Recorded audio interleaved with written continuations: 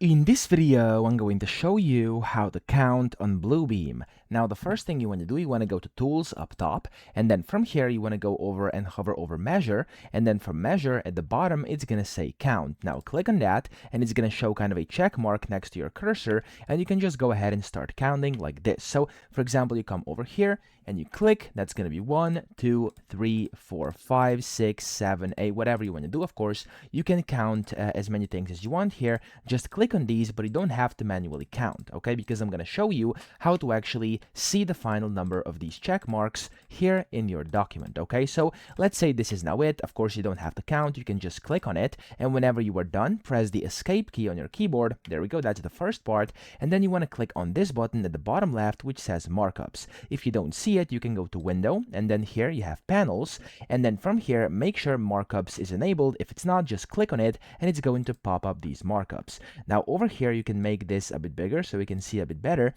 And then over here, as you can see, color, you can see the count measurement here. This is our check mark. You can see there's currently 34 of these, and that's basically how you count. So I hope this video helped you out. If it did, please subscribe to the channel and help me out as well.